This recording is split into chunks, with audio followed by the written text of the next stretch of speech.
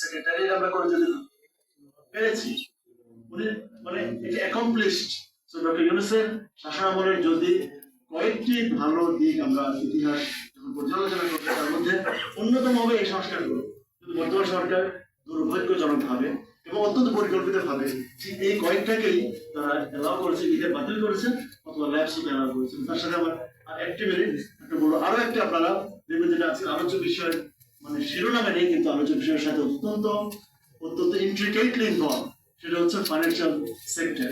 ওনারা আপনারা খেয়াল করেছেন যে একটু প্ল্যান করেছেন বাংলাদেশের আপনাদের আমাদের গরিবের কোটি কোটি টাকা, হাজার হাজার কোটি টাকা সেখানে ইনজেক্ট করা হলো এবং সেখানে যারা শুধু একজন না, সরকার নিজেই মানে মাননীয় অর্থমন্ত্রীর নিজের প্রকাশ করা তালিকা আপনি দেখুন মানে হিপোক্রেসির মাত্রা কত দূর হলে, অথবা আমি হিপোক্রেট আমার মনে হয় মাঝে মাঝে তার একটু লাজুক যে তারা হিপোক্রেসি করে, আর যাদের লজ্জাও নেই তারা এই ধরনের প্রকাশ্যে এই মানে ট্রাভেস্টি করতে পারে।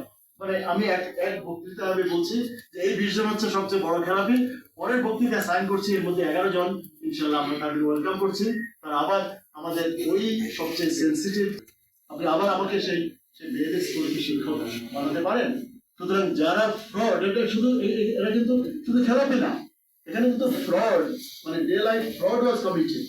এক একটা সম্পত্তির দাম 200-300 গুণ ওভার ভ্যালুয়েশন করে তারপর সেখান থেকে লক্ষ লক্ষ কোটি টাকা সরিয়ে নেওয়া হয়েছে। তো তাদেরকে আপনি সেই ক্রিমিনালদেরকে আপনি আবার রাস্তা করে দিচ্ছেন এবং তারা কিন্তু জোর করে, এমন যদি হতো যে তারা রাস্তা অবরোধ করে, তারা হরতাল করে, ধর্মঘট করে বা তাদের কোনো দলকে ক্ষমতা এনে তারা করছে। এই জন্য দুর্ভাগ্য মানে আমাদের দুঃখ রাখার জায়গা নেই যে যাদেরকে আমরা বুকে রক্ত ঢেলে, যাদেরকে আমরা দেশ বিদেশ বিভিন্ন দেশ থেকে বাংলাদেশে এনেছি, এনে আজকে মানে বড় বড় আমাদের রাষ্ট্র পরিচালনার দায়িত্ব দিয়েছি, তারা আমাদের সাথে এই বিশ্বাসঘাতকতা করছে। এবং এটা এই শুধু এই 4টা সেক্টর মানে এগুলো আমাদের মানে বললাম যে আপনার কিডনি, আপনার কলিজা, আপনার হার্ট, আপনার ব্রেন, মানে এই সরকার যেটা আমি মনে করি ক্ষমার অযোগ্য অপরাধ করছে সেটা হচ্ছে আমাদের যে সেন্ট্রাল নার্ভাস সিস্টেম, বিচার বিভাগ, ব্যাংকিং, আমাদের শিক্ষা, আমাদের স্বাস্থ্য, এই সবগুলোতে আমাদের সাথে বিশ্বাসঘাতকতা। এটা অবশ্যই জনগণের কাছে স্যার বলেছেন, মতিন বলেছেন আমরা আপনারা যেহেতু সবার মানে মালিক, সে মালিকদের কাছে বুঝে নিচ্ছি। সবাইকে ধন্যবাদ। ওনাকে আবার আদালতে যেতে হবে, 27 বছর পর হয়ে গেছে।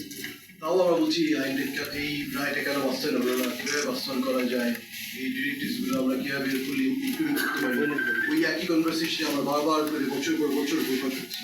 এটা খুবই দুঃখজনক।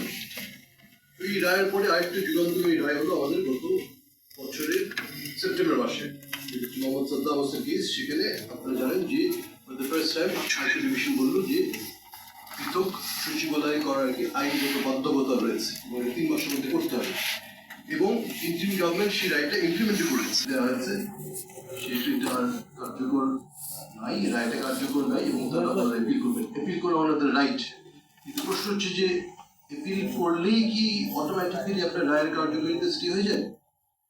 এবং আপনি এটাও দেখবেন যে সার্টিফিকেটও যেটা দেওয়া আছে এটা হাইকোর্টে জাজমেন্টের ক্রিটিসিজমগুলি সেটা আসলে সঠিকভাবে দেওয়া হয়নি, কোনো পয়েন্ট অফ ল ফর্মুলেট করা হয়নি, কোনো কোয়েশ্চন অফ ল ফর্মুলেট করা হয়নি।